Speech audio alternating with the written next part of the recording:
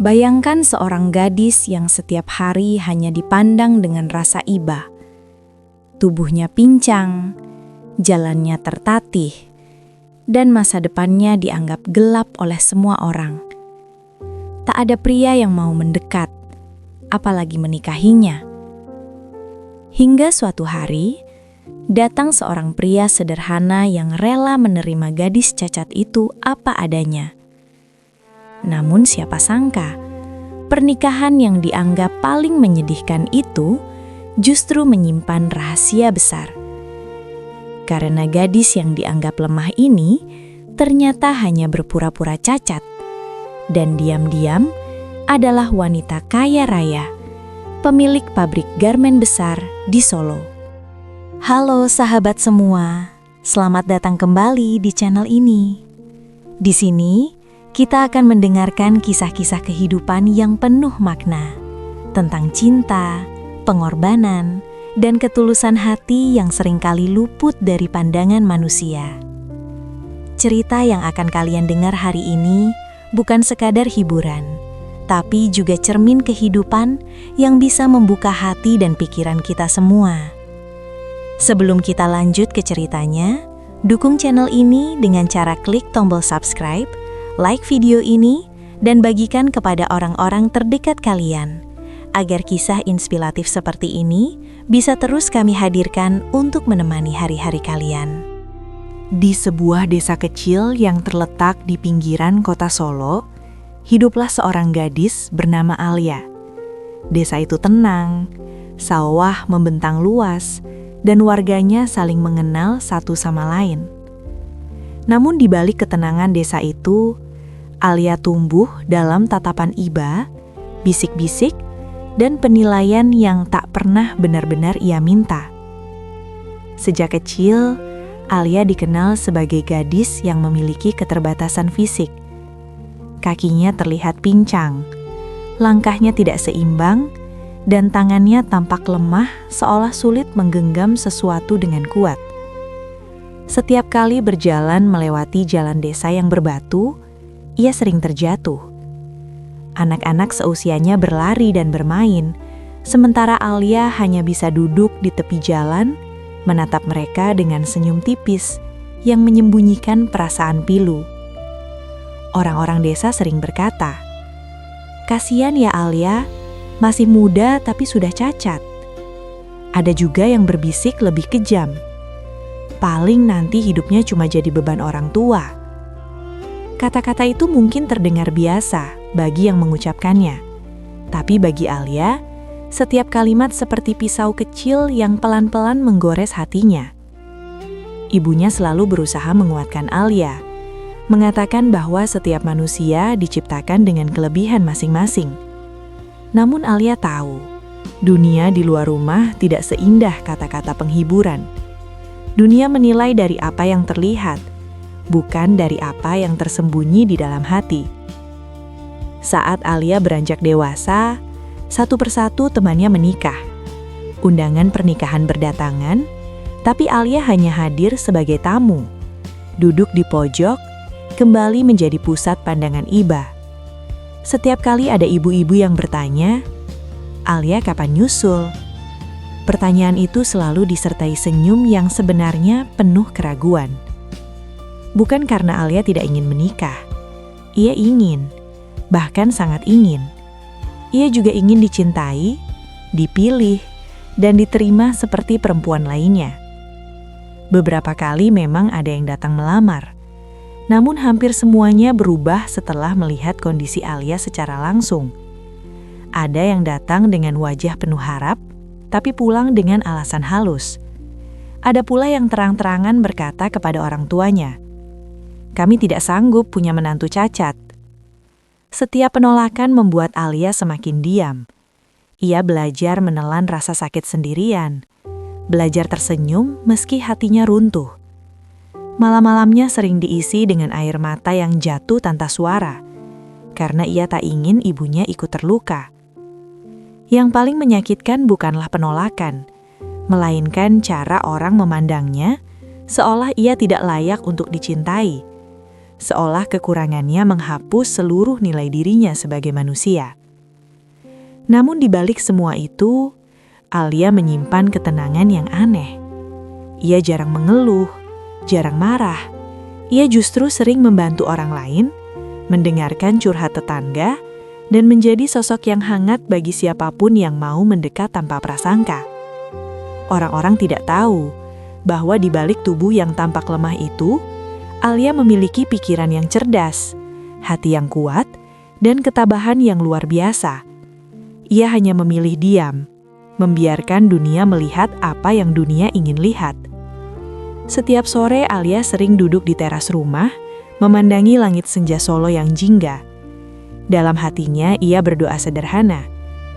Jika memang aku ditakdirkan menikah, pertemukanlah aku dengan seseorang yang mau menerimaku apa adanya. Ia tidak meminta pria kaya, tidak meminta wajah tampan. Ia hanya ingin ketulusan. Dan tanpa Alia sadari, doa sederhana itu perlahan mulai menemukan jalannya. Suatu pagi yang biasa di desa itu, sebuah kabar kecil menyebar dari mulut ke mulut.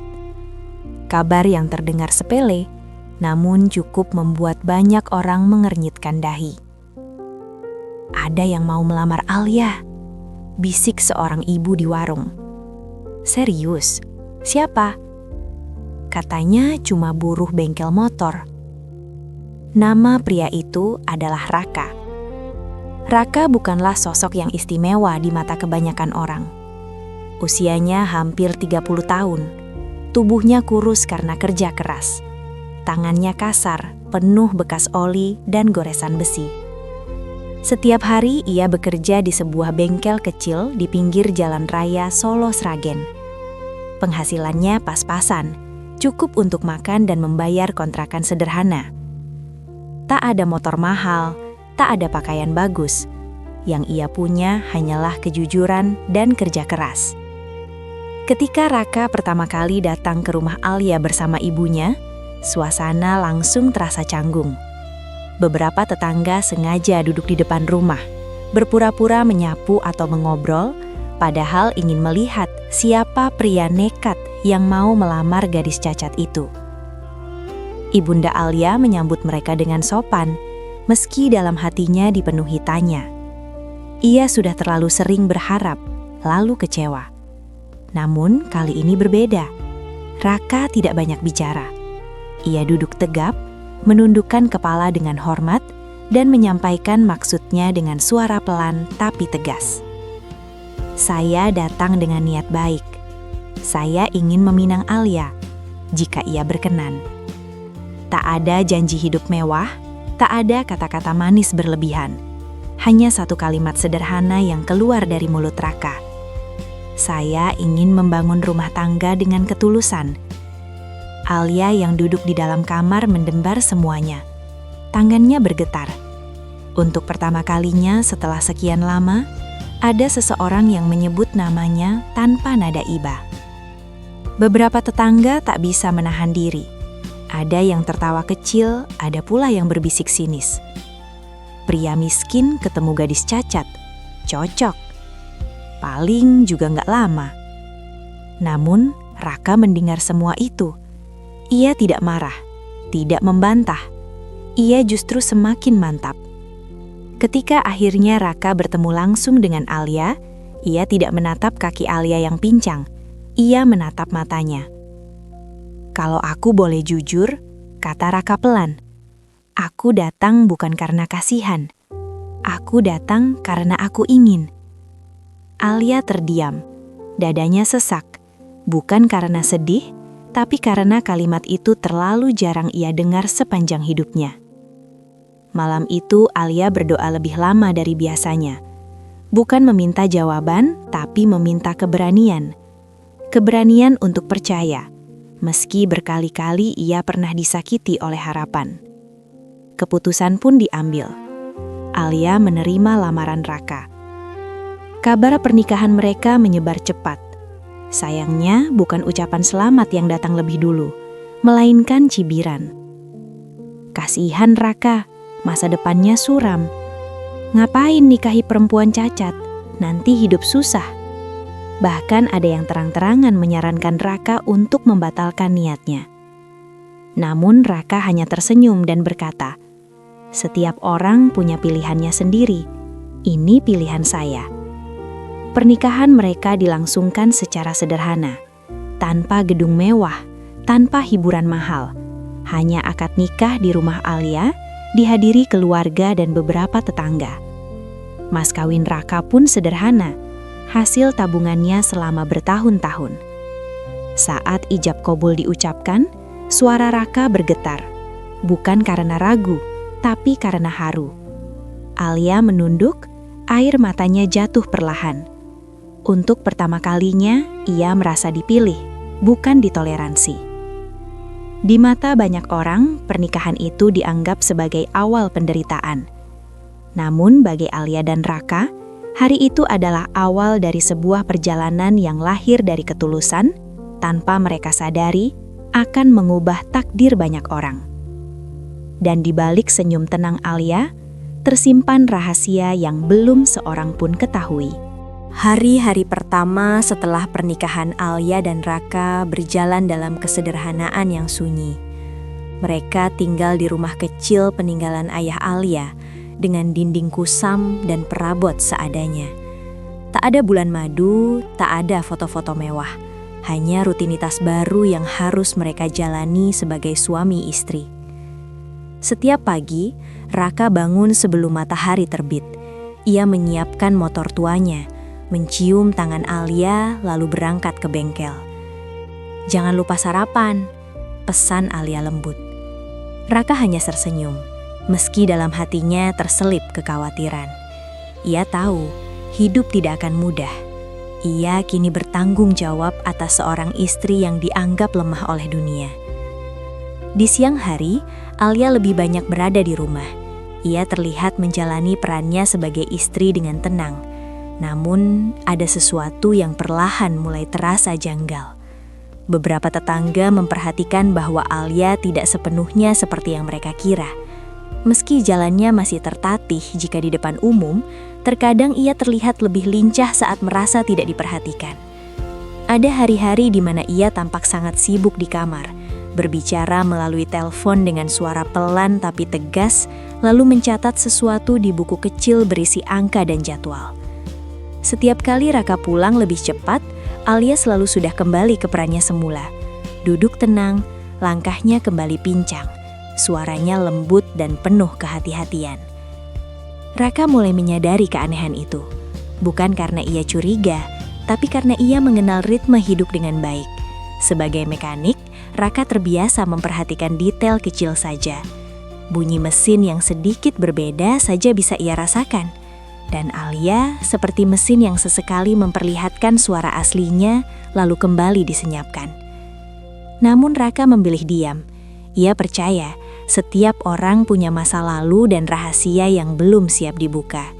Dan jika Alia belum bercerita, mungkin memang belum waktunya. Ujian justru datang dari luar rumah. Omongan tetangga semakin menjadi.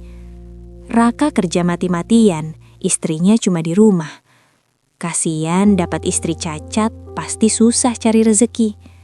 Bahkan ada yang menyindir langsung, "Kuat ngurus istri kayak gitu seumur hidup." Kata-kata itu menusuk, tapi Raka menelannya dalam diam. Ia tidak ingin Alia mendengarnya. Ia tidak ingin istrinya kembali merasa menjadi beban.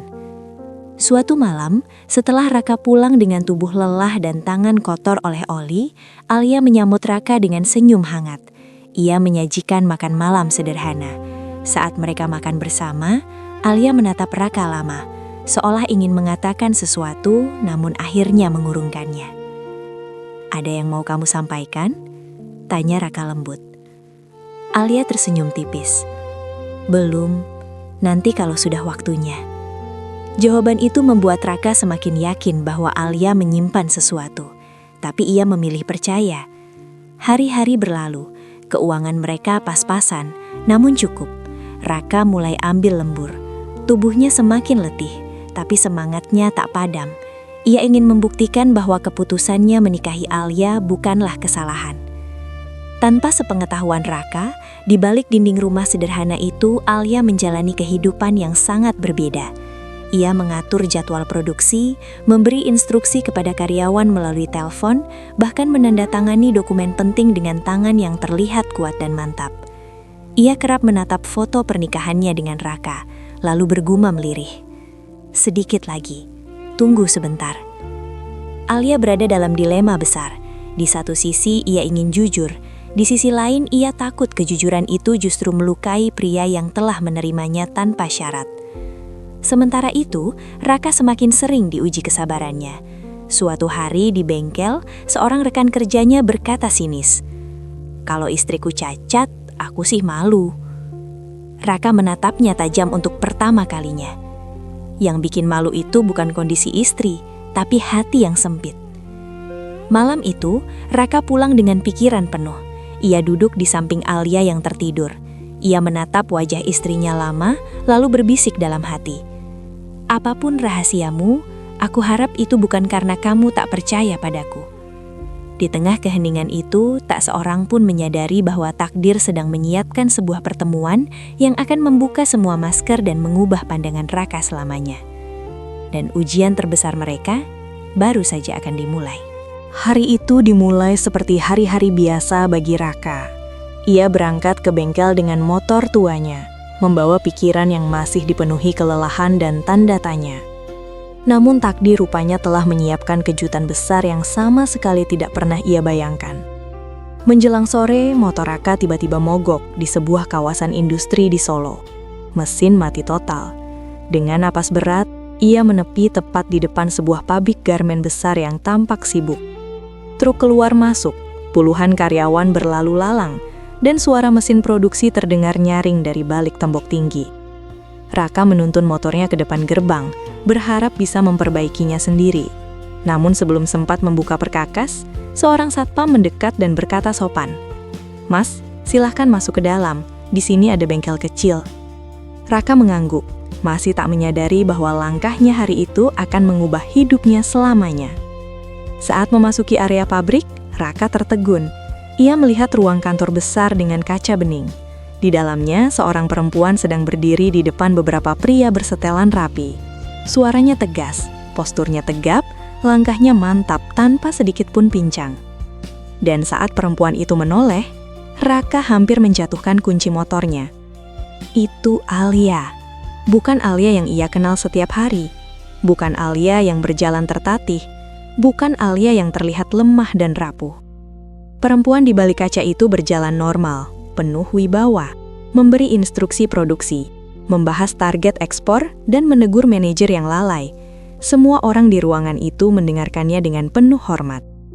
"Bu Alia, laporan bulan ini sudah siap," ujar salah satu staf. Raka membeku. "Bu Alia?" Dunia seakan berhenti berputar. Ia berdiri terpaku, dadanya sesak. Pikirannya kacau. Berbagai potongan ingatan berkelebat di kepalanya. Telepon-telepon misterius, catatan angka, perilaku aneh Alia selama ini. Semua akhirnya menyatu menjadi satu jawaban yang mengejutkan sekaligus menyakitkan. Tak lama kemudian, Alia keluar dari ruang rapat. Tatapan mereka bertemu. Wajah Alia pucat seketika. "Raka?" Suaranya bergetar. Raka tidak langsung menjawab, matanya merah. Bukan karena marah semata, tapi karena perasaan dikhianati yang begitu dalam. "Kamu siapa sebenarnya?" Tanyanya pelan, hampir tak bersuara. Alia menunduk, air matanya jatuh. "Aku akan menjelaskan, tapi bukan di sini." Mereka pulang dalam keheningan yang menyesakkan. Sepanjang perjalanan, Raka menggenggam setang motor tanpa sepatah kata pun. Alia duduk di belakang, menangis tanpa suara. Sesampainya di rumah, akhirnya Alia berlutut di hadapan Raka.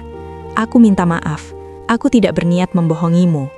Dengan suara gemetar, Alia mengungkapkan semuanya, bahwa ia adalah pemilik pabrik garmen itu, pewaris usaha keluarga bernilai miliaran rupiah, bahwa ia tidak cacat, melainkan berpura-pura selama bertahun-tahun.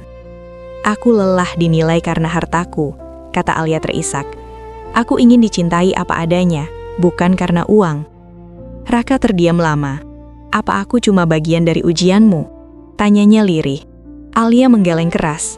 "Tidak, Aku memilihmu karena kamu satu-satunya pria yang tidak menatapku dengan kasihan atau ambisi. Tangis Alia pecah. Aku jatuh cinta padamu sebelum kamu tahu siapa aku.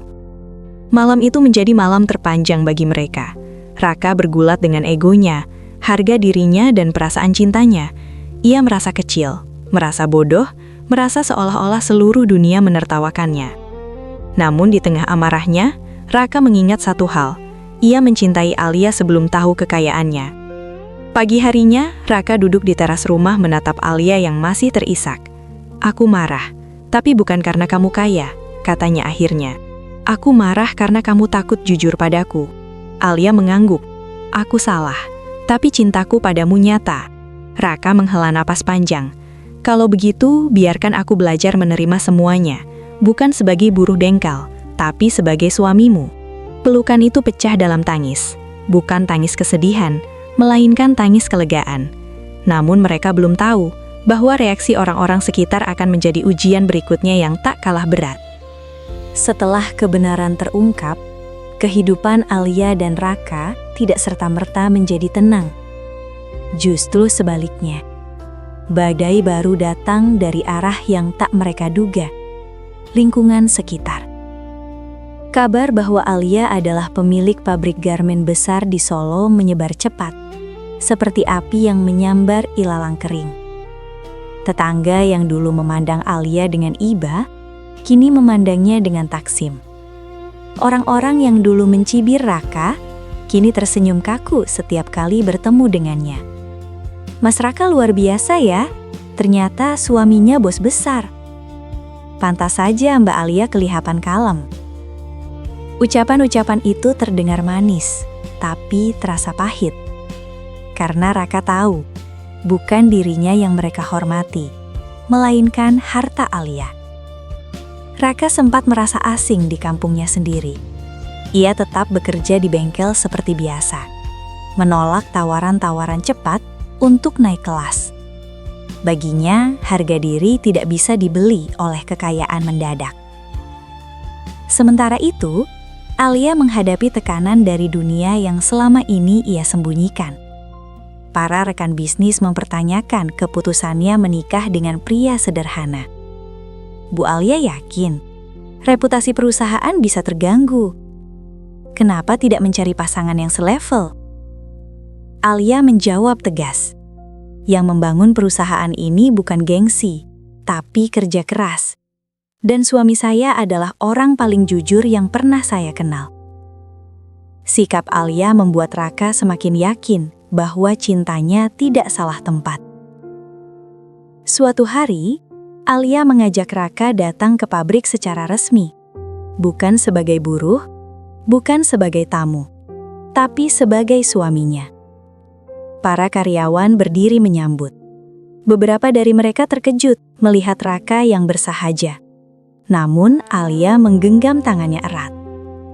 Inilah pria yang memilih saya saat semua orang menolak saya, kata Alia di hadapan mereka semua. Tepuk tangan bergema. Raka menunduk, matanya berkaca-kaca.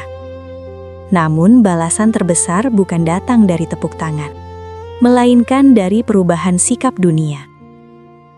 Orang-orang yang dulu menolak Alia kini datang dengan wajah penuh penyesalan.